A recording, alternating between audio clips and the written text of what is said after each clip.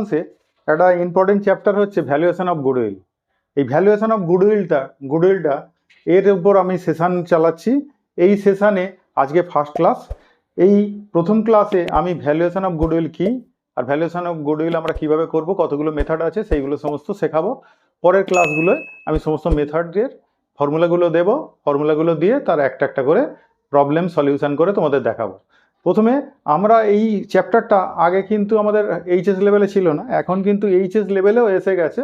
কিন্তু এইচএস লেভেলে যে কোশ্চেনগুলো আসে তোমাদের ম্যাক্সিমাম হচ্ছে শর্ট কোশ্চেন, সেখানে 1 মার্কস বা 2 মার্কসের কোশ্চেনে এইগুলো আসে। কিন্তু গ্র্যাজুয়েশন স্ট্যান্ডার্ডে এটাই কিন্তু বড় প্রবলেম। সেখানে কিন্তু বড় মার্কসে আসবে। তাহলে প্রথম দিকে আমি কি করব, অবজেক্টিভ কিছু কোশ্চেন সেগুলোকে সলিউশন করে দেখাবো। তারপর পরের ক্লাসগুলো, পিছন দিকের ক্লাসগুলোয় এই গ্র্যাজুয়েশন লেভেলে যে সমস্ত প্রবলেমগুলো পড়ে সেই রকম কিছু প্রবলেম সলিউশন করে দেখাবো। ঠিক আছে, চলো আজকে বলি ভ্যালুয়েশন অফ গুডউইল কি। দেখো গুডউইল কি, গুডউইল হচ্ছে একটা বিজনেসের, যে আমরা ধরো একটা বিজনেসের বাজারে মার্কেটে কাস্টমারদের কাছে বা সমস্ত পাবলিকের কাছে, গভর্নমেন্টের কাছে তার একটা যে স্ট্যান্ডার্ড, সেই স্ট্যান্ডার্ডটা কতটা ভালো স্ট্যান্ডার্ড, সেই ভালো স্ট্যান্ডার্ডটা আমরা বুঝি কিসের সাহায্যে, যে ওই কারবারটার সুনাম ভালো বা গুডউইল ভালো, কারবারটা ভালো লাভ করছে, সরকারকে ঠিক মতো ট্যাক্স দিচ্ছে, সমস্ত আইন কানুন মেনে চলছে, এর উপর তার একটা সুনাম তৈরি হয়। ঠিক আছে, এবার কারবারে তুমি দেখবে যেরকম টাটা কোম্পানি, টাটা ইন্ডিয়া লিমিটেডের তার কিন্তু একটা সুনাম সবার কাছেই আছে। সেখানে মার্কেটে যারা শেয়ার হোল্ডার আছে তাদের কাছেও সুনাম আছে, গভর্নমেন্টের কাছেও একটা সুনাম আছে, তার কাস্টমারদের কাছেও একটা সুনাম আছে। টাটার প্রোডাক্ট মানে একটা ভালো প্রোডাক্ট, তাই তো? তা সেইখানে এই যে জিনিসটা মানুষের কাছে একটা ভালো তার ইমপ্রেশন, সেটা তৈরি হলো কি করে, হয় কি করে?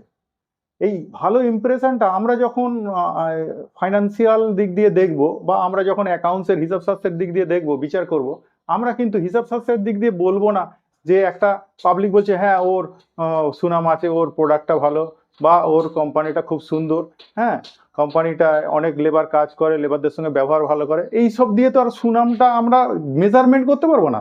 হ্যাঁ তার সুনাম আছে, কিন্তু মেজার করব কি করে, সেটাকে মাপবো কি করে, পরিমাপ করব কি করে? দেখবি একটা কোম্পানির কতটা সুনাম আছে সেটা সম্পূর্ণরূপে নির্ভর করে কার উপর বলো তো? ওই কোম্পানিটা কত মুনাফা করতে পারছে, কতটা প্রফিট করতে পারছে, মার্কেটে কত বেশি সেল করতে পারছে। মার্কেটে বেশি সেল হলেই কি হবে, প্রফিট বেশি হবে, প্রফিট আর্ন করবে, তাহলে প্রফিট আর্ন করার ক্ষমতা যার বেশি, তার মানে মার্কেটে তার সেল বেশি, তার কাস্টমার দিনে দিনে বাড়ছে, বাজারের পরিসর বাড়ছে, বাজারের পরিধি বেড়ে যাচ্ছে, এক দেশ থেকে অন্য দেশে ব্যবসা করছে। তাই এটা করতে পারে, যখন করছে তারা, তাহলে তাদের কি হচ্ছে, সেলস বাড়ছে, আর সেলস বাড়লে কি হয় বলতো, তাদের প্রফিটটাও বাড়ে। তাহলে আমরা বলতে পারি অপর দিক দিয়ে যে সুনাম সম্পূর্ণরূপে নির্ভর করে কার উপর, ওই কারবারের প্রফিট আর্নিং ক্ষমতা কতটা তার উপর। আমরা অ্যাকাউন্টসে যখন হিসাব শাস্ত্রে যখন সুনামের মূল্যায়ন করব, আমরা ওই কোম্পানির লোকের মুখে মুখে কি প্রচার আছে সেটা দেখব না, আমরা ওই কোম্পানিটা কতটা লাভ করার ক্ষমতা আছে সেটা দেখব। কতটা লাভ করছে লাস্ট 5 ইয়ার্স, 7 ইয়ার্স, 10 ইয়ার্স, আমরা দেখব তার প্রফিটের মার্জিন কীরকম বাড়ছে, প্রফিটটা কীভাবে করছে, আমরা সেটার দিকে তাকাবো। সেখান থেকে একটা গুডউইলের আমরা ভ্যালুয়েশন করি। এবার এই গুডউইলের ভ্যালুয়েশনটা যখন করা হয়, তাহলে প্রফিটের উপর ডিপেন্ড করে করা হয়, কতটা প্রফিট করছে। তাহলে প্রফিটের সঙ্গে আমরা বলতে পারি গুডউইল সরাসরিভাবে সম্পর্কযুক্ত। ঠিক আছে, এবার আমরা যখন গুডউইলের ক্যালকুলেশন করব, আমরা যখন তার একটা ভ্যালু বের করবো, সুনাম, সেটা তো চোখে দেখা যায় না। তাহলে সেই সম্পত্তির ভ্যালুয়েশন করা তো টাফ। তাহলে সেই সম্পত্তির ভ্যালুয়েশন কিভাবে করব? আমি দেখছি একটা কোম্পানি সে কারবার করছে, সে আজকে যে হারে প্রফিট করছে, দেখলাম আগামী 5 বছরেও এইভাবে প্রফিট করতে পারবে সে, তার এই ক্ষমতা আছে। যদি কোনো অ্যাড ফ্যাড নাও দেয়, আগামী 5 বছর প্রফিট করে বেরিয়ে যাবে।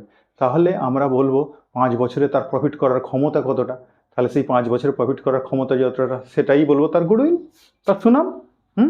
এবার এইটা ক্যালকুলেশনের জন্য আমরা কি করি, বিভিন্ন মেথড অ্যাপ্লাই করি।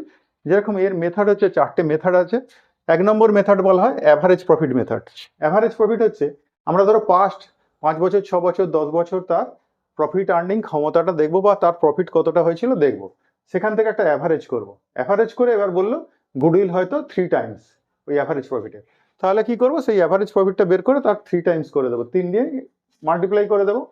এবার কখনো আবার বলা হয় দ্বিতীয় প্রসেস আছে capitalisation of maintainable profit, maintainable প্রফিটের ক্যাপিটালাইজেশন মেথড। এবার এই মেনটেনেবল প্রফিটের ক্যাপিটালাইজেশন মেথড যেটা আছে, সেখানে করা হয় কি, দেখলাম বাজারে যে অ্যাভারেজ প্রফিট করছে কারবারটা, সমস্ত প্রফিট থেকে সরকারের পাওনা যেটা ট্যাক্স আছে সেই ট্যাক্স বাদ দিলাম, যে সমস্ত নন ট্রেডিং ইনকাম আছে সেগুলো অ্যাডজাস্ট করলাম, নন ট্রেডিং এক্সপেন্ডিচার আছে সেগুলো অ্যাডজাস্ট করলাম, করে ট্রেডিং প্রফিটটা বের করলাম। ট্রেডিং প্রফিটটা বের করে তার থেকে আমরা কি করলাম, সরকারের পাওনা গন্ডা মিটিয়ে দিলাম, দিয়ে যে প্রফিটটা পড়ে আছে ওটাকে বলি মেনটেনেবল প্রফিট। আমি এবার দেখি এই রকম ব্যবসা যারা করছে তারা 20% হারে প্রফিট করে, তাহলে এর ওই প্রফিটটা যেটা পড়ে আছে নিশ্চয়ই 20%। তাহলে কারবারের টোটাল ভ্যালু কত, আমরা যদি ব্যাক ক্যালকুলেশন করি, রিভার্স করি, যে 20% সমান যদি ওই মেনটেনেবল প্রফিট হয়, তাহলে এর 100% কত, তাহলে 100% যতটা হবে সেইটা হচ্ছে কারবারের টোটাল ভ্যালু। আর ব্যালেন্স শিটে দেখছি কারবারের টোটাল ভ্যালুটা তার থেকে অনেক কম, কারবারের ভ্যালু হয়তো 8 লক্ষ টাকা, দেখা যাচ্ছে আমরা ওই প্রফিটকে যদি আমরা রিভার্স করে আমরা যাই, তাহলে কারবারের ভ্যালু দাঁড়াচ্ছে 10 লক্ষ টাকা, তাহলে 2 লক্ষ টাকা ভ্যালু বেড়ে যাচ্ছে, তাহলে ওটাই কি, ওটাই গুডউইল। সেটা অঙ্ক করে দেখালে আরো ভালো বুঝতে পারবে। নেক্সট হচ্ছে super profit method. Super profit method হচ্ছে, এই মেথডে করা হয় কি, এখানে ওই মেনটেনেবল প্রফিট যেটা বেরোয় তার থেকে কিন্তু মালিকের পাওনা গন্ডাও মিটিয়ে দেওয়া হবে। মালিক 20% হারে, আমরা বললাম নর্মাল রেট অফ রিটার্ন হচ্ছে 20%, অর্থাৎ এই রকম কারবার যারা করছে 20% হারে প্রফিট পায়, তাহলে তার থেকে 20% প্রফিট, মানে আমাদের যে প্রফিট বেরিয়েছে, প্রফিট থেকে আমরা তার ক্যাপিটাল ইনভেস্ট যেটা আছে সেই ক্যাপিটাল ইনভেস্টের 20% পয়সা বাদ দিয়ে দেবো। যে সে ক্যাপিটাল ইনভেস্ট করেছে কারবারটায় 5 লক্ষ টাকা, 5 লক্ষ টাকা 20% বাদ দিয়ে দিলাম 1 লক্ষ টাকা, তাহলে আমার অ্যাভারেজ প্রফিট হয়তো 2 লক্ষ বেরিয়েছিল, 2 লক্ষ থেকে 1 লক্ষ টাকা বাদ দিয়ে দিলাম মালিকের পাওনা যেটা, তাহলে মালিকের পাওনা বাদ দেওয়ার পরে যে প্রফিটটা পড়ে থাকে তাকে বলি সুপার প্রফিট।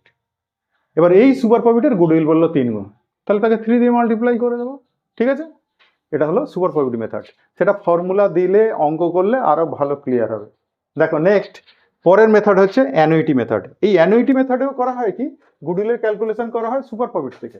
সুপার প্রফিট আমরা যেটা বের করব তার একটা অ্যানুইটি টেবিল থাকবে, যে সুপার প্রফিট 1 টাকা হলে গুডউইলের ভ্যালু 2 টাকা 37, তাহলে সুপার প্রফিট যদি 10,000 টাকা বেরোয় গুডউইলের ভ্যালু কত, তাহলে সেইভাবে বের করতে হবে। তাহলে এই 4টে মেথড আছে। এবার এই 4টে মেথডের ক্যালকুলেশন করতে গেলে আমাদের কিন্তু ট্রেডিং প্রফিট চাই। আমরা ট্রেডিং প্রফিট কিভাবে ক্যালকুলেশন করব দেখো, আমরা ধরো অ্যাভারেজ প্রফিট মেথডে করছি ক্যালকুলেশন ফর ট্রেডিং প্রফিট। আমাদের প্রফিট বিফোর এনি অ্যাডজাস্টমেন্ট ধরো দেওয়া আছে 3 বছরের, লাস্ট 3 বছরের প্রফিট দিয়েছে। এবার ওর মধ্যে দেখলাম কিছু নন ট্রেডিং ইনকাম লুকিয়ে আছে, যেরকম ব্যাংকের সুদ, ইনভেস্টমেন্টের সুদ, আমরা প্রফিট আর লসে বাই দিকে বসাই, তো তাহলে ওটা তো নেট প্রফিটের মধ্যে ইনক্লুড হয়ে যায়, তাহলে ওই নন ট্রেডিং ইনকামগুলো আমরা এখান থেকে লেস করব। তাহলে নন ট্রেডিং ইনকাম লেস করলাম, লেস করার পর আমরা দেখলাম কিছু কিছু নন ট্রেডিং এক্সপেন্ডিচার আছে যেগুলো প্রফিট আর লসের 2 দিকে বসেছিল। কোনো বছর হয়তো আমার একটা মেশিন বিক্রি করে লস হয়েছে, তাহলে নিশ্চয়ই ওটা কারবারের লস না, তাহলে ওই সমস্ত এক্সপেন্ডিচার যেগুলো প্রফিট আর লসে বসিয়েছি নন ট্রেডিং এক্সপেন্ডিচার, সেইগুলোকে এখানে প্লাস করে নেব, কারণ ওইগুলোর জন্য প্রফিট কমে গেছিল, তাহলে প্রফিটটাকে বাড়িয়ে নিলাম। এবার যেটা বেরোলো এটা হচ্ছে ট্রেডিং প্রফিট। হ্যাঁ, এই ট্রেডিং প্রফিট থেকে এবার আমাদের ক্যালকুলেশন করতে হবে মেনটেনেবল প্রফিট এবং সুপার প্রফিট। তারপরে বিভিন্ন মেথডে গুডউইল যখন বের করতে দেবে সেইভাবে বের করব। এর পরের ক্লাসে আমি দেখাবো এই ট্রেডিং প্রফিট থেকে আমরা কি করে মেনটেনেবল প্রফিট এবং সুপার প্রফিট বের করব, এবং ফর্মুলাগুলো প্রত্যেকটা যে আমাদের মেথড আছে প্রত্যেকটা মেথডের ফর্মুলাটা নিয়ে আলোচনা করব। ঠিক আছে, আজকের মতো এটুকু, টাটা।